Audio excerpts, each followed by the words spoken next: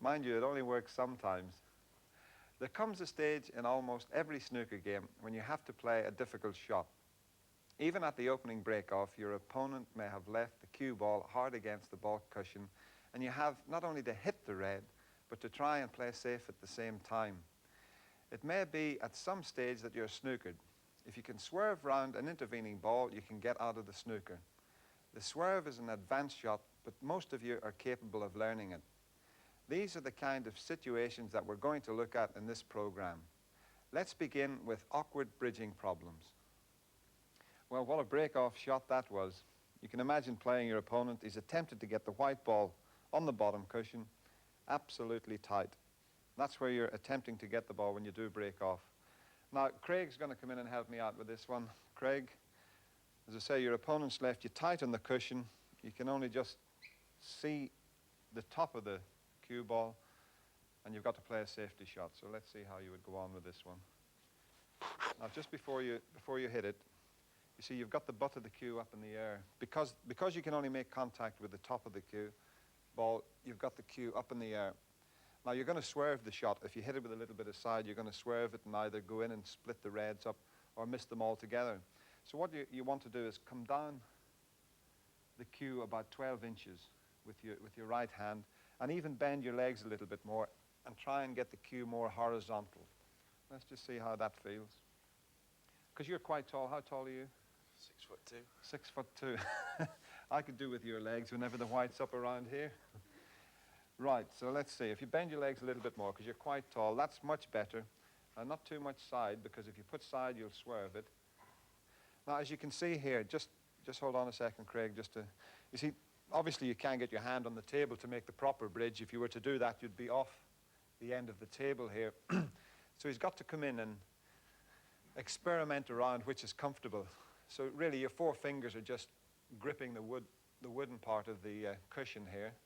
And it's a similar sort of bridge, but a little bit more awkward. So you just fiddle around till you get it comfortable.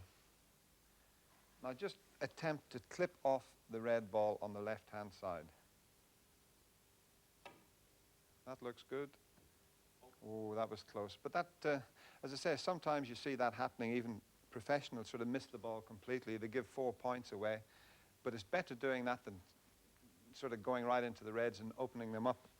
So let's see if we can just clip it this time. It's the same thing. Don't put any side on it at all, and a nice follow through. Now, what happened there, in fact, it's not too bad. You've left a shot into the middle pocket. But what happened there, you overcompensated this time. So it's a shot just to keep practicing until you get right, because there's no point leaving the cue ball up that end of the table. You want to be back down here to play a good safety shot and put your opponent into trouble. So you can put a little bit of practice into that. Thanks, Okay. Craig. Thanks. And now we're going to move on from bridging when the ball's on the cushion. We're going to come to another situation. Nora, would you like to help me out with this one? The same type of thing. Your opponent's broke off, and the cue ball has finished in front of the green. So this is a little bit more awkward. In fact, this shot probably would have been easier for Craig to play because he's got quite long legs. Nora, you're just 5 foot and nothing. 5 foot and nothing. So you've got to bridge over the green. How would you go about doing this? Let's just have a look. That's actually not. No, I need to get up 1 foot. You're fully stretched there, really, aren't you? Yeah. Yeah. Well, once again, that's pretty good. You've got to have a firm bridge to get over the ball. Same sort of thing. Thumb up in the air. And let's just see you try the shot to see what happens. The nails are a problem too. Yeah, that's right. True. But you waver a bit because I'm off one leg. Well, it's so difficult because you just stood on. In fact, that's a good point. You stood on it. You see players sometimes, not in this situation, but others where they sit on the table to play the shot. Now you've got to keep one foot on the floor all the time. You've got to keep 1 foot on the floor all the time. So you're fully stretched. So you're just going to have. It's just an awkward shot, and you're going to have a go and see what happens.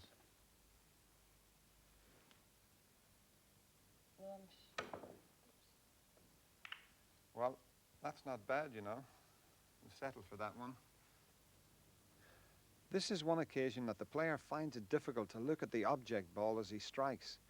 Dean Reynolds has to get his line of aim right beforehand because by having to raise his bridge hand so high, he is looking into the bed of the table. And of course, Dean is better to be too thin than too thick. Steve Davis, bridging over the pink, keeps his bridge hand firm and steady and pots the red. Sometimes you can bridge over a ball using the rest, but here again, you can't be too careful.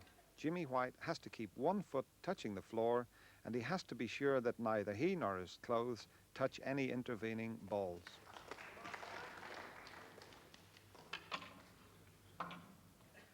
Now another shot that may develop.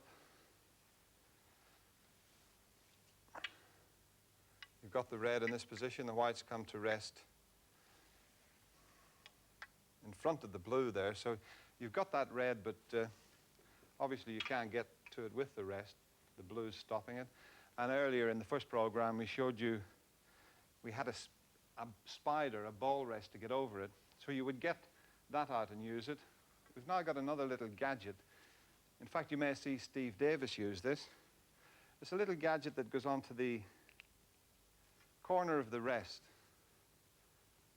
It does help if you put it the right way up. And what it does serves the same purpose as the ball rest or the spider. So it's the same thing again. The green's in the way, so I can't put the rest in a straight line. So all I'll concentrate on now is pushing the cue through in a straight line. It just shows you how difficult that shot is. But that's a handy little gadget to have once you get into taking the game more seriously and you're playing in a lot of matches.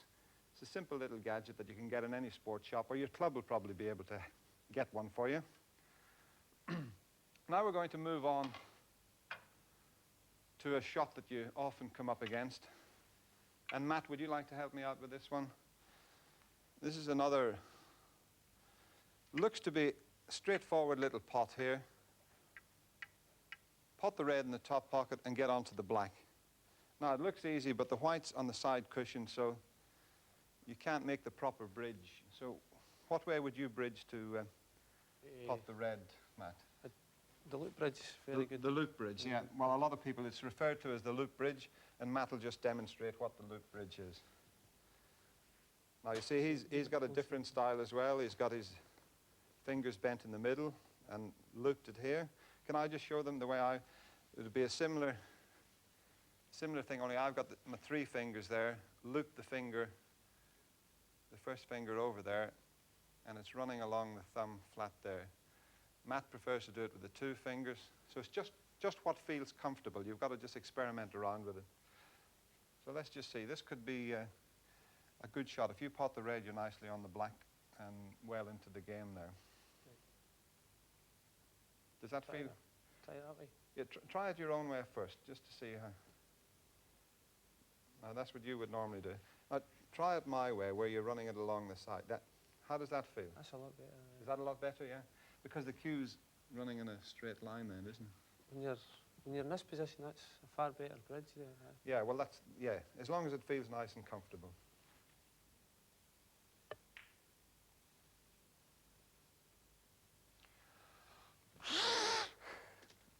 Unfortunately, we're not allowed to do that. Now, a little tip when because you're coming back slightly into the blind pocket, play it to this angle here. You're playing it into this inside. Just play it to this angle and see if it'll drop in. So just allow that little bit more.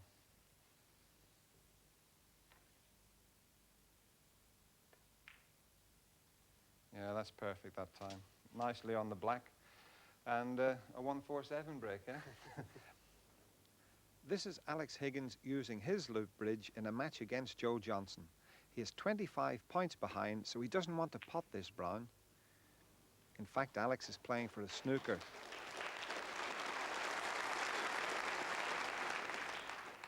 We're moving on now to a shot that's called the drag shot. You'll hear the commentators on television saying about the top professionals, oh, he's played a drag shot there. And it's amazing the number of people that have played the game for years and don't really understand what happens when you play a drag shot. And I've got another white here that's going to help us out. It's got a few stripes on it. It would be illegal to play a game with this white, but it's useful just to show you this shot. And also to help us out, Walter's going to give me a hand this time. And I believe you know a little bit about drag, Walter, Yes, do you? Yes. What have you done with your dress today? Right, we've got a red over the pocket, Walter. Now, you would like to stay on the black if possible because the reds are nicely spread there. Now, I want you to play this shot the way most people in the club would play it. So you just cut the red in, and most of them usually play it with a lot of top on it. So just play it the way you would normally play the shot. Well, that's okay. You didn't get the pot, but as you can see, the whites come right down the table again. And Walter played that with top spin on it, which is the way most players would play the shot anyway. Now, just to demonstrate, Walter, what happens with the drag shot, you hit it as if you were playing a screw shot. So I'm going to make contact with the cue ball right on the bottom at 6 o'clock. And the reason players use the drag shot is if you're rolling it just at pace to pot the red, it can turn off with the nap of the cloth. So you can play the shot using a forcing shot, but you're playing it with the drag. You can hit it much harder because you're stopping the ball in its tracks, as it were. And what will happen, I'm striking it at 6 o'clock, you'll get backspin on the ball to start off with. Just as it gets to around the blue, or just past the blue, it will then transfer to top spin, and we'll see what happens. It's quite interesting, this. So right down at the bottom of the ball, you can see it transferring, and in fact I've almost got the cue ball to stop dead there. So we'll let Walter have a go at this one. Just put plenty of chalk on the tip, Walter, yeah. And just make contact about 6 o'clock. Yeah, take your time, but also when you play this, push the cue through, really follow through. Right in the bottom, get right down even lower than that. And then we'll see the ball well, almost. You did get the bottom on the ball and transferred the spin. But concentrate on the pot as well. It's so easy when you're playing a shot to look at the cue ball all the time. You've got to keep your eyes on the object ball as well. So that's the reason you do the little feathers, as we said earlier. You know, to look at the cue ball. But then you've got to be looking at the object ball just before you make contact with the shot. So right down into the bottom. Don't be afraid of it, and follow right through. A bit easier. That's perfect. You played that very well. Alex Higgins has again snookered Joe Johnson, but watch how Joe uses swerve and drag to get the pot and leave himself on the black. He's still striking the ball on the bottom there, and look at the way the drag has taken effect. A lot of players asked you, how do you pot a ball along the cushion? It's quite a difficult shot, and it varies from table to table. You find on a club table the pockets are a little bit easier, and people will take the shot on. On championship tables, it's quite a difficult pot. You've got to be so accurate. And Nora's going to help me out with this here and have a go at potting the ball along the cushion. You've got the situation here where it is absolutely tight on the cushion. So the only way you can pot that ball is to make contact with the ball and the cushion at the same time. It sounds easy, but it's quite difficult to judge. We're going to have a go at this, Nora, but just before she does, you've seen a lot of professionals do it as well. Rather than take the pot on, they would just leave the white ball tight on the cushion, send the red round the table, and hopefully get a snooker. But you've got a chance to win the match. So let's see what happens if you have a go at potting it. Will I put some side in this? Now, don't put side on. That makes it a little bit more difficult because you've got to allow for the side going off line slightly. So just play it plain ball, Plain ball, but concentrate. Cushion and ball together. Just take your time.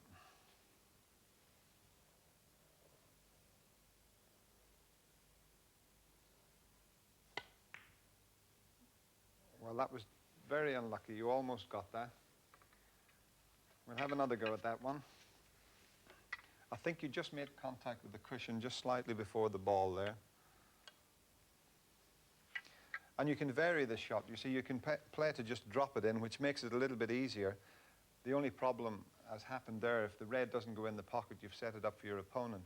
So you could play it a little bit harder to get down the table, but just play it again, Just same pace? just to roll in. Okay.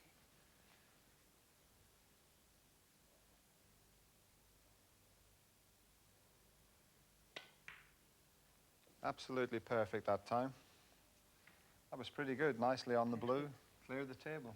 Experiment around. But at the end of the day, you've got to make contact with the cushion and the ball at the same time. But you did very well there. Thanks very much, Nora. Now we're going to go on to another shot. Same shot, only this time the white's going to be in a different position. And Craig, would you like to help me out with this one? We've now got the situation where you're almost straight on the ball, and you're left with the choice, what do I do here? Do I try and get position onto the black, or maybe force the ball out, maybe get on the pink, or what do I do? So let's have a go. What would you do here, Craig? Would you? I think I just run it through. You just roll the ball in. Well, just force it in, just to see what happens. So you're trying to get position. Well, I'll tell you what, Steve Davis couldn't have played it any better than that, Craig. That was brilliant. You give yourself a chance to pot the black. That was a very good pot then. Try it one more time. Hit it a little bit harder this time to see what happens. See, it's such a difficult pot. The red could go over the middle pocket, and you could finish up losing the frame. So what you've got to do is, you've got to weigh up the percentages. You know, whether to force the shot. I'll have a go at forcing just to see what happens. In fact, I'll screw the ball back. Well, I was quite pleased with that one. If I had got that in a match, I'd have been delighted. But with it being almost straight and on the cushion, a lot of the players, what they would do, they'd just stun the red, knock it into the pocket, they'd just wander around, up behind the black, and you've got your opponent in lots of trouble. We're now moving on to two very difficult shots. That's the swerve shot and the masse shot. Similar type of shots. And Matt, would you like to help me out with this one? As you've seen earlier in the series, Matt's a very capable player. And very difficult shots, these. We've got the red over the pocket. Your opponent has left you snookered on the red, or virtually snookered. You can only make contact with the left side of the red, or you could come off the top cushion and hit it. But what we're going to play here is the swerve shot. And just to show you how the swerve shot works, first of all, you've got to get your bridge hand. You've got to raise the 4 fingers up in the air. Now you're striking down. You raise the butt of the cue up in the air as well, and you're striking down onto the cue ball. In this case here, you're putting right-hand side on it. So you're hitting it about 2 o'clock. And what should happen is the white should swerve around the pink ball and hopefully give yourself a chance of potting the red. But because you're going to the right, you've got to swerve and hit the cue ball on the right-hand side. So let's have a go at that, Matt, just to see what happens. Just take your time and relax, because it's just a little bit higher up with the...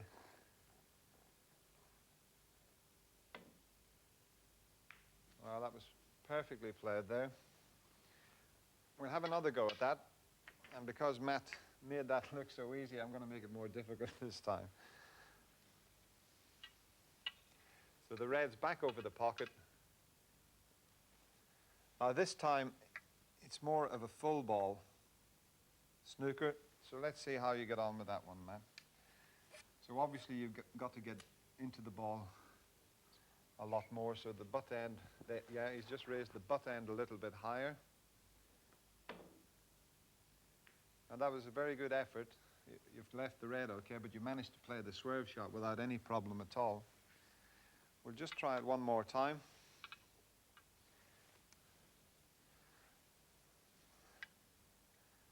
So now this time you're going to have to play it, as you know yourself, with left-hand side, because he's going around the right side of the pink. So he's got to make the ball swerve to the left.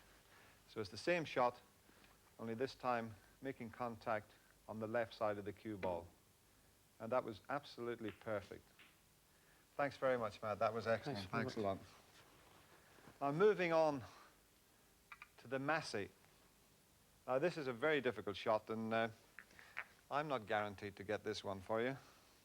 If I don't, Matt can always come out and play it. And what you call a masse shot is when you've finished up fairly close to a ball, you're snookered on the red ball. It looks impossible that because you're so close to the black in this case. So you've got to put lots of chalk on the tip for this one. And now you've got to get the butt end right up into the air. So once again, if I was holding it where I normally would hold the cue, I just couldn't get up high enough. So what you do is you come down the cue again, about 12 inches down the cue. I'm now striking down onto the cue ball, similar to the shot that Matt played with the swerve, but this time I'm coming right down onto it. So the white should shoot out to the left, the right-hand side throws it to the left, then it'll stop and hopefully start to spin back again. So, ready with your needle and thread to stitch the cloth up. And once again, you've got to follow through. Believe it or not, on this shot, you must follow through. Well, if I don't get it this time, I'm going to buy everybody at home a drink.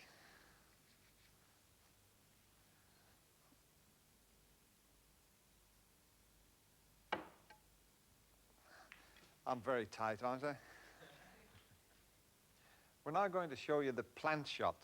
It's amazing when we manage to get one of these shots on television. It always gets a round of applause from the audience. And really, the plant shot is one of the easiest shots to play. And to help me out here, we've got Walter this time to show you what's going to happen. So what you do is, or what I certainly do, is I ignore the second red and just play as if I was potting the first one in the pocket. And there shouldn't be any problem. Oh, yes. You'd probably finish nicely on the black here.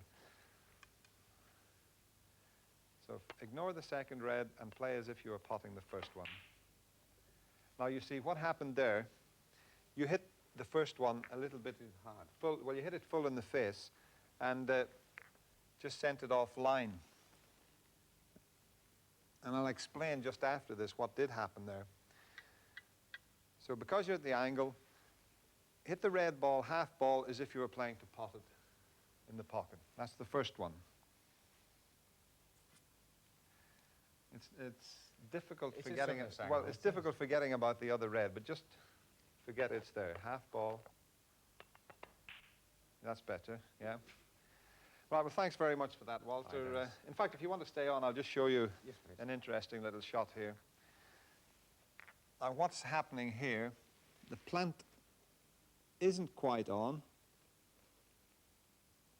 If you can see it there, in fact, the plant is aiming to the left side of the pocket. So you think, well, I can't get that, so there's no point in having a go at it because it's going to make contact there. Or if you did have a go at it, a lot of people would think, well, you'd have to hit the ball this way to pot it, so I must hit the red on the right-hand side, the first red. In fact, because the balls are touching, you hit the red on the opposite side, and it squeezes the ball towards the pocket. We'll just demonstrate this and see what happens. So I'm going to hit it on the left-hand side.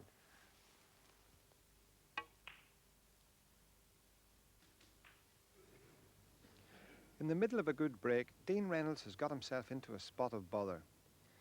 He has to make a plant along the cushion and at the same time hold position for the black.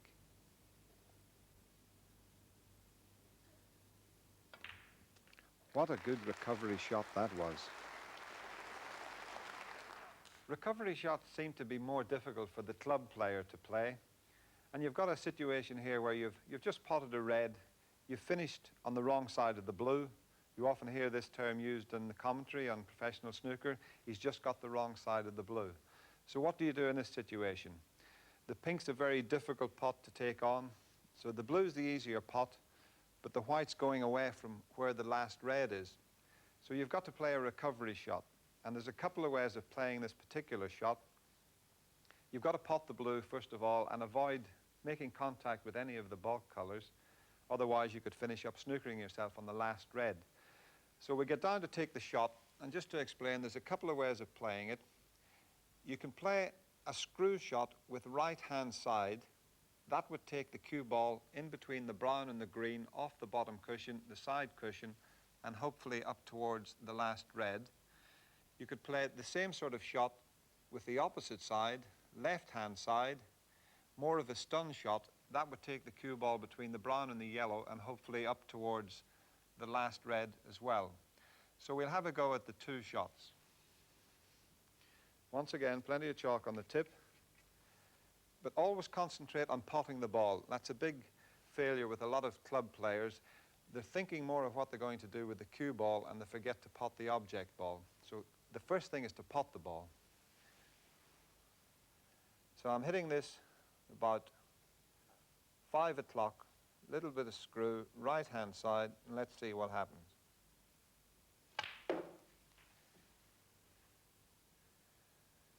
And the white is spinning. I've left myself a shot on the red. We'll try the same thing the other side of the table this time, coming between the brown and the yellow.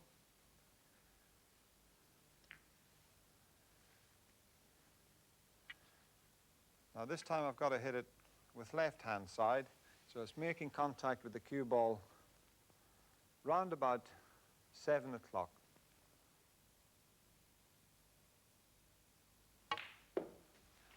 And there the side just took it off the bottom cushion. Well, it was a little bit unfortunate there, hitting the knuckle, but I've still got a chance of potting the red. If I had missed the knuckle, I'd have been nicely up onto the red ball there. Craig, you couldn't just get us the blue. Thanks very much. And another recovery shot we're going to go into here. Thanks, Craig. This time, with just the colors left on the table, you've got the yellow ball in this position here. Now the green, which is the next color on, is up the other end of the table. So it's quite a difficult shot, so I'm going to have to play this with a lot of screw and force the shot to make sure that I get the white back up towards the green. Because when you have a situation like this, you're thinking, I've got to clinch the frame from here. So it's worth putting a lot of practice in at these screw shots, as I said. So a lot of bottom, hitting it at 6 o'clock, maybe just a little trace aside this time so that I can get out from the cushion towards the green. And I'm hoping to finish somewhere in this area here.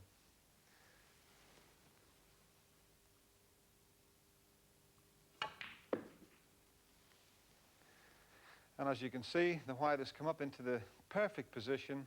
I should really clinch the frame from there. So as I mentioned, practice, practice, and practice. When you've cracked it, we'll see you with all the rest of the professionals.